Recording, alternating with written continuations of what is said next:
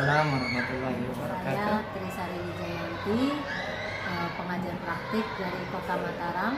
Pada hari ini melaksanakan pendampingan individu yang kelima di SD Negeri 7 Mataram bersama Bapak Ahmad Habibi, CGP Angkatan 6. Assalamualaikum warahmatullahi wabarakatuh, Pak Habibi. Waalaikumsalam, Bunda. Jadi tahu kedatangan maksud Bunda pada hari ini ya? Oke, jadi hari ini Bunda seperti janjian kita bahwa hari ini Bunda akan melaksanakan pendampingan individu yang kelima ya, terkait dengan modul 3.1 yang sudah dipelajari bahkan sudah dipraktekkan ya. Ya, betul. Sama dengan teman-teman. Ya, jadi sudah praktekkan. Jadi apa isi modul itu sudah semua diaplikasikan, diimplementasikan di lapangan ya. Jadi terkait dengan itu, apa yang sudah Bapak lakukan atau laksanakan di sekolah Bapak, saya akan coba tanyakan ke Bapak ya. Jadi modul itu sudah betul-betul dipelajari dan implementasikan ya. Baik Pak Bibi, jadi pada hari ini saya akan menanyakan masalah penerapan atau aksi nyata yang sudah Bapak lakukan atau laksanakan terkait dengan modul 3.1. Nah, di sini saya akan merefleksi. Tentu di modul itu Bapak sudah pelajari tentang bagaimana peta sumber daya. Ya. Jadi ini akan saya tanyakan bagaimana refleksi proses pembuatan peta sumber daya tersebut. Ya. Baik Pak Habibi, bagaimana proses yang Bapak lakukan dalam menemukan atau mengidentifikasi sumber daya yang ada di sekolah Bapak? Oke, baik. Bunda, terima kasih atas kesempatan dan kehadirannya di sekolah untuk sekian kalinya. Ini tidak bosan-bosan, Bunda. Ya, untuk pertanyaan pertama tadi, tentu untuk menemukan atau mengidentifikasi sumber daya yang ada di sekolah. Yang pertama tentu dari proses internalisasi, bagaimana saya dari proses mengamati apa yang ada di sekolah, baik itu yang berupa lingkungan biotik maupun abiotik. Itu langkah pertama. Kemudian yang kedua tentu saya tidak bisa lepas dengan rekan-rekan yang ada di sekolah, teman sejawat dan juga ibu kepala sekolah, bagaimana kami bersinergi untuk menentukan apa saja sumber daya yang ada di sekolah kami yang merupakan modal bagaimana dimanfaatkan ke depan untuk kemajuan sekolah kami. Luar biasa ya apa yang sudah Bapak lakukan. Nah, dengan begitu mesti kan ada kendala atau tantangan ya. Tidak mungkin semua lancar-lancar saja.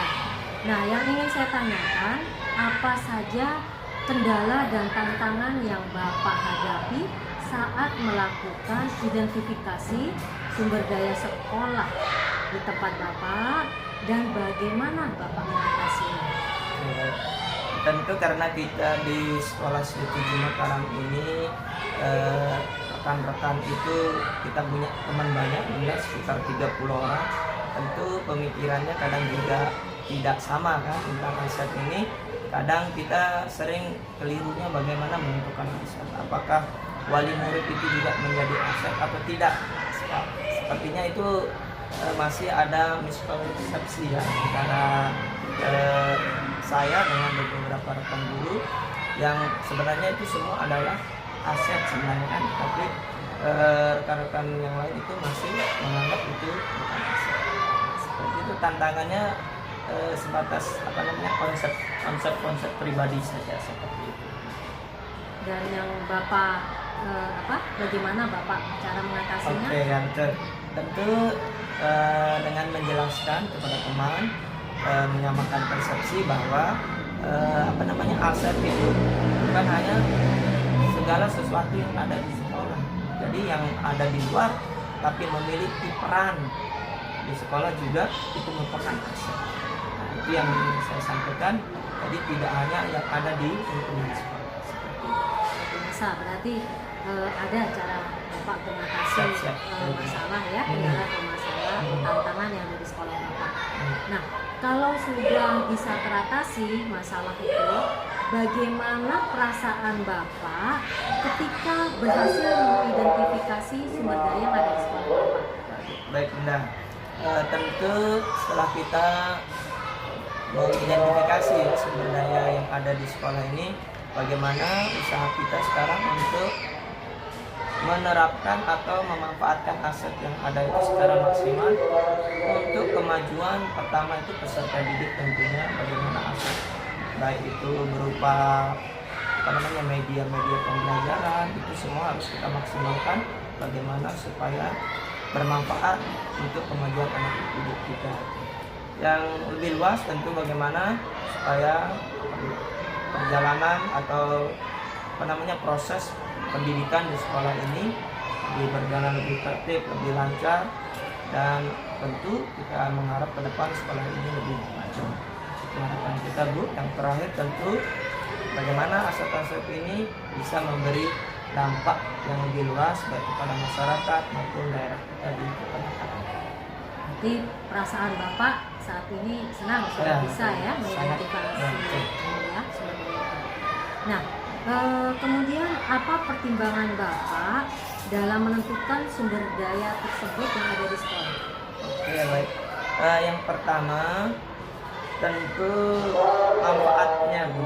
Pertama, apakah aset-aset itu memiliki manfaat yang jelas yang dapat dirasakan oleh murid, terutama karena bagaimanapun aset itu kita manfaatkan sebesar-besarnya untuk kemajuan murid. Yang itu yang pertama. Kemudian yang kedua tentu bagaimana aset itu membantu guru dalam melaksanakan proses pembelajaran di kelas maupun di lingkungan sekolah secara efektif. Seperti itu. Jadi apakah terdapat hal lain yang dapat dijadikan sumber daya di sekolah Bapak yang belum Bapak temukan dalam proses yang sudah berlangsung?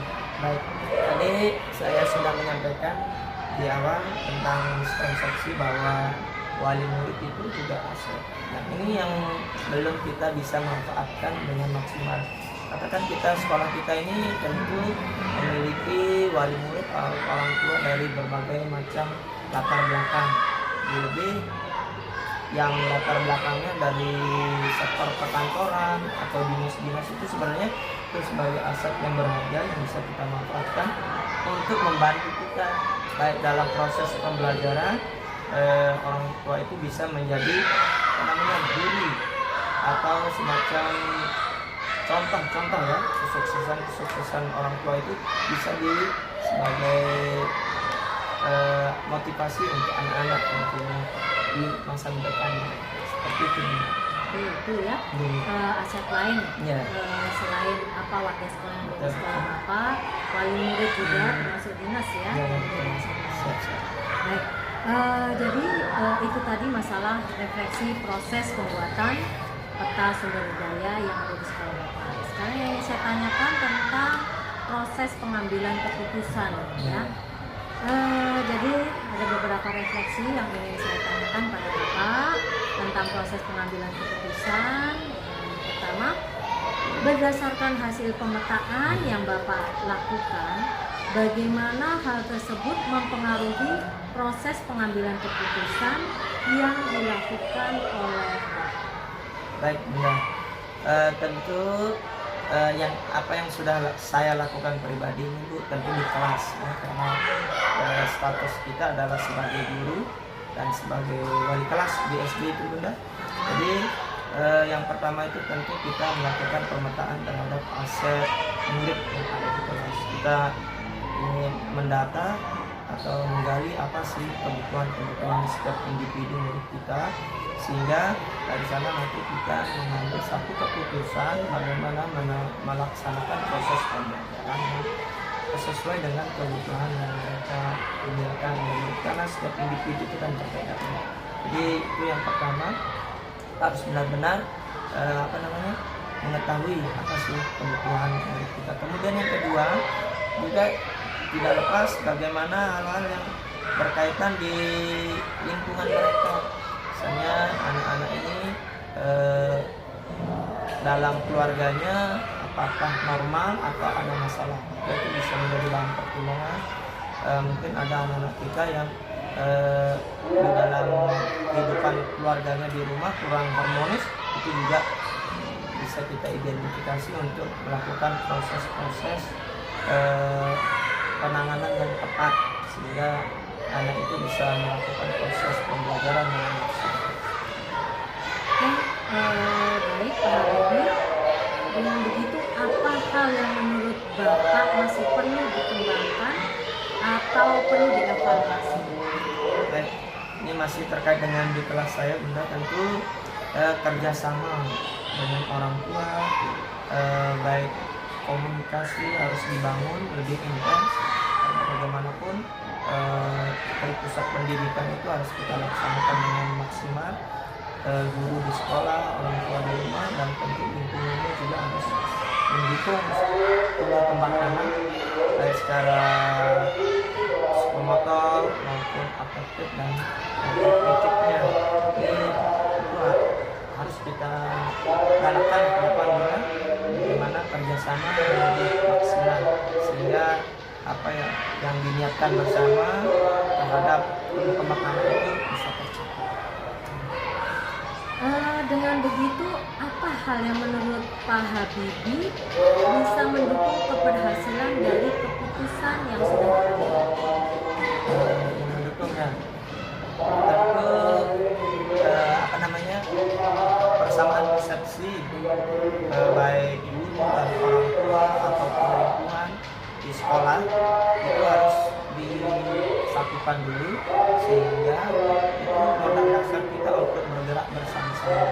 Di saat kita sudah memiliki sama persepsi, tujuan yang sama, kita saling menyokong, saling mendukung sehingga nanti apa yang menjadi tujuan yang kita inginkan baik terhadap murid kita secara pribadi di kelas atau tujuan sekolah juga bisa tercapai. Dengan demikian, adakah pengalaman yang terjadi entah itu dalam waktu dekat atau sebelum mengikuti pendidikan guru penggerak yang Bapak laksanakan sekarang ini yang mencerminkan dilema etika baik itu terkait murid maupun rekan sejawatnya? Ini memang saya pengalaman dulu ada satu program yang saya tawarkan kemarin di penggerak ini yaitu tentang puas. Kebetulan anak soleh itu memang terkesan dilema juga ini Bu, karena saya kan bukan guru agama, tapi yang kita mau tingkatkan kan ini tentang agama kan, khususnya agama Islam, karena puas itu kan kumpulan anak-anak semua. Jadi kesannya di sini saya ini maju nggak enak karena bukan guru agama gitu kan, dilema juga. Terus karena kita guru kelas mau meningkatkan keagamaan dari sisi kemampuan juga, mungkin nanti teman-teman meragukan juga mungkin seperti itu, tapi saya coba komunikasikan dengan teman-teman yang dari guru agama bahwa ini kita bagaimana supaya anak-anak yang kita fokuskan, jadi kita jangan terlalu memusingkan siapa punya lahan gitu ya. Yang penting ini kita fokuskan ke anak supaya anak-anak ini ke depan mereka memiliki modal pengetahuan agama yang tinggi, karena kita tahu kan sekarang ini masanya revolusi industri 4.0 itu semua anak-anak diserang, semua media kan, HP diserang, televisi, sehingga tentu mendalami agama itu harus kita yakinkan dengan kuat seperti itu. Biasa ya yang sudah Bapak lakukan. Jadi di sini menurut Bapak apakah proses pengambilan keputusan yang sudah dilakukan itu sesuai dengan prinsip dan langkah yang dipelajari di modul Bapak modul 3.1? Betul Bunda. Ini kan karena prosesnya sudah berjalan dan ilmunya kita terima belakangan, tentu dalam proses itu kalau kita nggak runut, tentu masih ada celah-celah yang tidak sesuai dengan apa yang kita pelajari belakangan ini. Namun saya lihat ini kan sebuah proses pembiasaan. Terus ke depan tentu kita akan mencoba untuk menggunakan proses pengambilan keputusan itu supaya lebih maksimal dan hasilnya juga lebih baik. Jadi di sini apa hal yang menurut Bapak masih perlu dikembangkan atau perlu dievaluasi dari proses pengambilan keputusan tersebut? Nah, ini tentu kalau kita berkaca dari langkah-langkah pengambilan keputusan yang 9 langkah itu, satu hal yang menjadi PR saya pribadi dan mungkin juga rekan sejawat ke depan untuk mengambil keputusan ini, tentu harus kita pikirkan bagaimana cara mengevaluasi, karena setiap keputusan itu tentu ada sisi baik dan sisi tidak baiknya kan. Jadi untuk menentukan evaluasinya bagaimana yang bisa kami laksanakan dengan baik di sekolah, mungkin ke depan tentu dengan bimbingan itu juga kita harapkan masih ada waktu Bunda, bimbingannya bagaimana cara mengevaluasi bagaimana keputusan yang diambil di langkah-langkah pengambilan keputusan tersebut. Seperti itu Bunda. Oke, baik Pak Habibie, itu tadi hal yang saya tanyakan terkait dengan penerapan aksi nyata modul 3.1. Jadi ini memang tidak diminta di KMS, tapi nanti komunikasi ini tetap akan dari pihak saya akan melaporkan bahwa sudah ada diskusi interaksi langsung, melihat bagaimana perkembangan dan apa yang sudah Bapak lakukan terhadap materi atau apa yang sudah Bapak terima di modul 3.1 yang sudah Bapak laksanakan atau praktekkan di sana. Oke, terima kasih Bapak untuk penerapan aksi nyata modul 3.1. Itu saja yang saya tanyakan. Selanjutnya nanti akan saya tanyakan tentang rancangan program yang pernah Bapak lakukan atau yang sudah Bapak lakukan yang mendapat